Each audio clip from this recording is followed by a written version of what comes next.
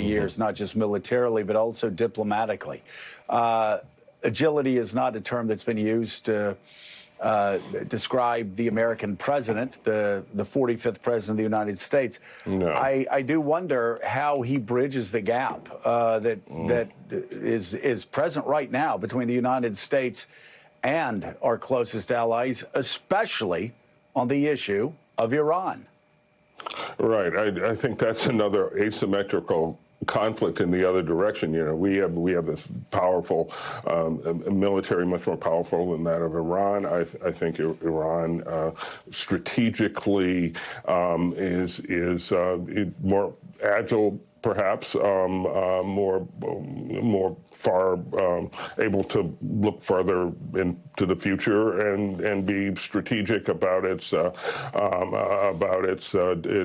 posture in the world than the Trump administration is. But it's just a couple of thoughts as we think about what just happened. I mean, the United States assassinated perhaps the second ranking political official, certainly the highest ranking military official of a country with which we're not at war, on the soil of another country with which we're not at war. And we did this with a surgical airstrike assassination.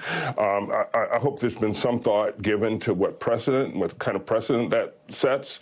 There are not a lot of countries in the world that are capable of pulling off that sort of thing right now. But I think we can agree that we don't want a lot of that going on, and the United States it should worry, I think, about blazing a trail here. The second thing is this happened on Iraqi soil, and will doubtless seriously impact the relationship between the United States and Iraq, which was already strained. One imagines that U.S. forces will be likely ejected from Iraq. That was already in the works, I think, as we saw from what happened at the embassy. This is, we talk about 2003. I really do believe that is the invasion of Iraq is the sort of touchstone. That's the last time we did something this potentially big and destabilizing in the Middle East. It looked like a good idea to a lot of people at the time. It now looks like a very bad idea, and I worry that we're going to have the same view of what just happened last night. Well, Caddy, in terms of precedent, this actually moves beyond even the invasion in 2003 of Iraq.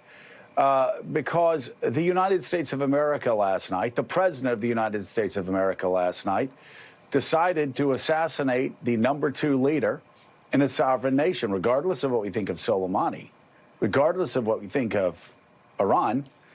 This president's foreign policy now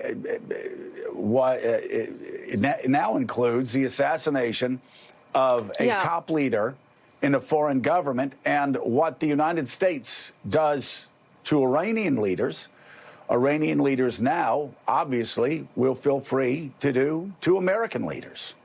Yeah, and everybody is expecting some type of retaliation. We're going to talk to Dexter Filkins, who wrote the definitive profile of Soleimani, in just a minute. But there are also issues here at home on the Ukraine side that the president has to deal with today, as well as that Iran story. There is a new report now from the website Just Security that details unredacted versions of documents related to President Trump's efforts to pressure Ukraine to investigate the Bidens as his administration froze nearly $400 million in military aid.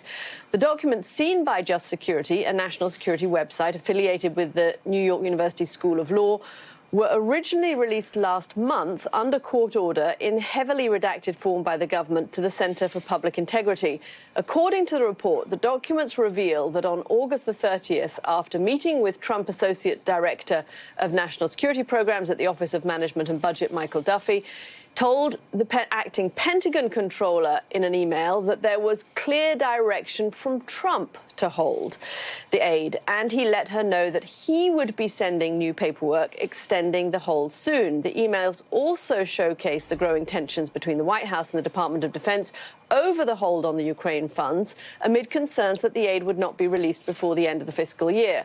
NBC News has not confirmed the emails independently, and Just Security declined to provide them, but there is this line saying that this came directly from Trump. Joining us now, founding co-editor-in-chief of Just Security and professor of law at New York University's School of Law, Ryan Goodman. Ryan, to what extent does this change what we know about the relationship between the White House and the Pentagon when it comes to this Ukraine aid? So it, in some respects, it just provides hard evidence for what was provided in some testimony and reporting. But there's also new revelations of deep tension between the Pentagon and the Office of Management and Budget. Over a period of weeks, the very powerful comptroller at the Pentagon, a senior Defense Department official, is warning the OMB that it is illegal to hold the aid, and that the hold on the aid would mean that the Pentagon will not be able to give all the funds to Ukraine by the end of the fiscal year. And that actually proves to be correct, that they break the deadline because the OMB is not listening to the Pentagon.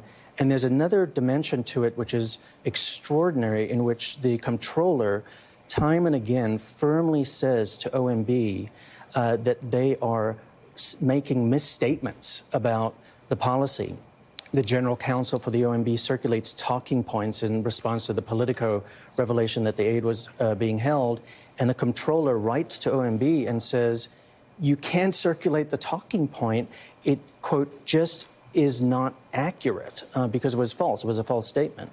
So this shows in some ways very good light on terms of the Pentagon. But the OMB seems to be engaging in pretextual misrepresentations to the public and also to Congress directly about the rationale for holding the aid. You have seen these explosive emails, which I agree seem to be a game changer. Are you able to share them with the rest of us and let the world see them? And if not, why not? A condition from the source is that we would not share them otherwise. So that's the situation that we're in with them. But one of the emails that is in the unredacted form was also reported by the New York Times on Sunday. That's when the comptroller writes back to Mr. Duffy and says, you can't be serious, I am speechless, when Duffy has tried to throw her under the bus by saying that it's the Pentagon's fault after this whole process has been laid out. So it seems as though the New York Times either has the same batch that we have, or they have at least part of the same emails as well. Okay. All right. Thank you so much. Oh, Gene, go ahead, Gene. No. Go ahead, Joe. That's fine. No, I was just going to thank you for being with us. I'm sure there's going to be, Ryan, there's going to be some follow-up. Would love to have you